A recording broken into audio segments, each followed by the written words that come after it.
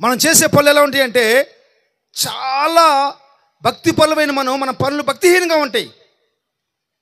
ఒక మాట చెప్తా. ఉదాహరణకి ఒక ఆమె వచ్చింది, ముసలామి. మార్కెట్కి వెళ్తే ఆమె మాట్లాడుతూ ఉంది. ఆమె చూస్తుంటే భక్తి పరులా కనిపిస్తుంది. ఈ కేజీ ఎంత అని అడిగింది. ఆమె చెప్పింది, అమ్మ కేజీ వంకాయలు పక్క రేటుగా ఉన్నాయి, 90 రూపాయలు కేజీ అంది. ఏందమ్మా అన్ని పుచ్చిపోయినాయిగా, ఎందుకంత రేటు? ఏమంటుందమ్మా? అన్నీ పుచ్చిపోయినాయిగా ఎందుకంత రేటు అంటుంది. పుచ్చిపోయినాయిగా ఆ వంకాయలు అక్కడ పడేసేసి పక్కల కొట్లు కొనుక్కో మంచి వంకాయలు. విషయం అది కాదు. విషయం ఏంటంటే ఆమె రేటు తగ్గియాలి. ఆ రేటు తగ్గించడం కోసం మంచి వంకాయలకి పుచ్చు వంకాయలని పేరు పెడుతుంది. మంచి వంకాయలకి పుచ్చు వంకాయలని పేరు పెడుతుంది. అమ్మ అట కాదు, కానీ ఒక 10 రూపాయలు తగ్గి అడగటం వేరే. ఎవరిని అడుగుతావు మాట? పాపం ఎక్కడో కూరగాయలు మోసుకొని ఇంటికి వస్తారు, వాళ్ళని అడుగుతావు. ఏమడుగుతా?